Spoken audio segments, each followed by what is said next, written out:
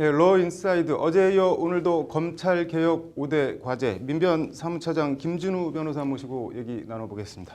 어서 오세요. 안녕하십니까.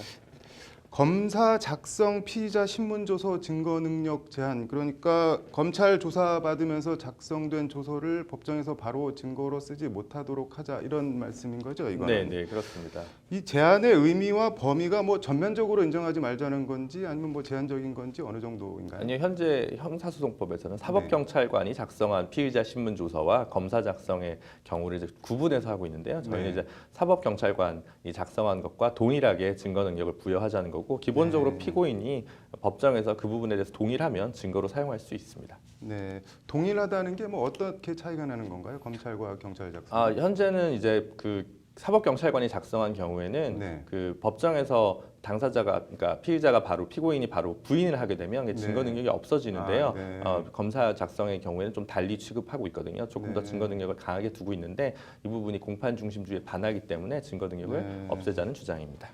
뭐 조서를 꾸민다는 말이 있긴 있는데 검찰 신문조서 증거 능력을 제한해야 하는 이유, 뭐 어떤 게 있을까요? 검사 작성 피의자 신문 조서 증거 능력이 너무 강력하다 보니까 그 피의자 그 수사 단계에서 너무 강력한 수사가 이루어져서 자칫해서 뭐 사망하는, 그러니까 스트레스로 사망하거나 자살하는 경우도 10여 년 동안 100건 가까이 이제 입수가 되었거든요. 그래서 그런 점을 봤을 때는 인권 친화적인 수사 관행을 만들기 위해서라도 이런 개정이 필요하다, 저희는 그렇게 보고 있습니다. 예. 뭐 안 그래도 재판 받는 시간이 짧고 판사들도 나름 재판 담당하는 게 많아서 경무에 시달리고 있는데, 이렇게 검찰에서 조사받은 거를 법정에서 다시 다 맞나 틀리냐 하게 되면은 이거 너무 좀 부담되는 건 아닌지, 이게 현실적으로 가능한 건지 그런 의문이 들기도 하는데요. 네, 다소간의 부담이 있을 수는 있습니다만 소송 경제를 위해서 절차적 정의를 버릴 수는 없는 것이 저희 인권단체로서 입장이라고 할 수 있습니다. 네, 외국은 어떻게 돼 있나요? 이렇게 사법경찰관이 작성한 경우와 검사가 작성한 그 신문조서의 증거 능력을 차이를 두는 나라는 없는 것으로 알고 있습니다. 네.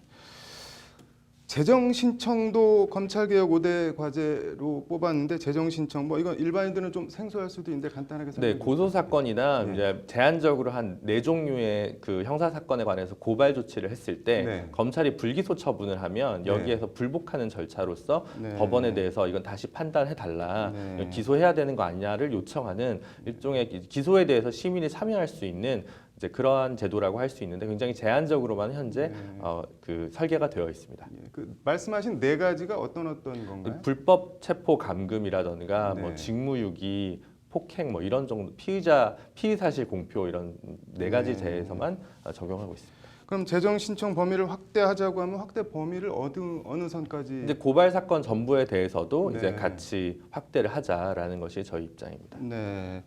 그렇게 되면 뭐 너무 소송 만능주의 부추기는 거 아니냐, 이런 논란이 나올 수도 있을 것 같은데 어떠세요? 이제 그 기본적으로 만약에 그것을 이제 재정 신청을 너무 이제 과잉돼서 할 경우에 그에 대한 일정한 법률 비용을 재정 신청자가 부담한다든지 그런 식으로 이제 제도 설계를 하면 충분히 해결할 수 있습니다.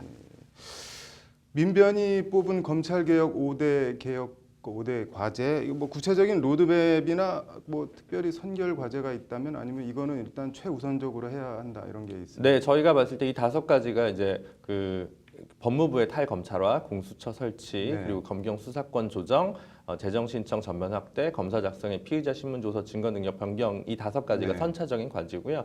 이런 권한들이 좀 검찰에게 독점적으로 구성되어 있던 권한들이 좀 내려놓으면 그 다음에 뭐 그 수사청과 공소청으로 이제 검찰을 좀 이원화한다든가, 그 다음에 이제 공공변호인 제도의 도입, 그리고 이제 마지막으로 지방검사장 직선제까지 좀 갈 수 있지 않을까, 저희는 그렇게 보고 있습니다. 어떻게 이번 정부 안에 될까요? 그런데 어떻게 생각하세요? 뭐 되든 안 되든 이제 뭐 열심히 노력하고 시민사회의 목소리를 전달하는 게 저희 몫이라고 생각하고 있습니다. 이건 뭐 마지막으로 의문이긴 한데, 검찰 개혁 왜 해야 되는지 좀 말씀을 해주시죠. 가장 그 강력한, 사실은 저희 법치주의 국가에서 가장 강력한 권한을 갖고 있는 권한을 갖고 있는 기구이기 때문에, 이 기구가 투명하고 중립적이고 그리고 시민들에게 열려 있는 그런 조직으로 거듭나야만 좀 그 왜곡되는 형사 문화나 사법인권, 피해받는 사법인권이 충분히 보장받을 수 있다고 생각합니다. 네. 뭐 누구나 다 그 정당성은 알고 있지만, 뭐 고양이 목에 방울 달기 검찰 개혁, 이거 뭐 역대 어느 정권에서도 제대로 하지 못했는데 문재인 정부에서는 해낼 수 있을지 민변과 함께 저희 법률 방송도 관심 갖고 지켜보겠습니다. 네, 임 변호사님 잘 들었습니다.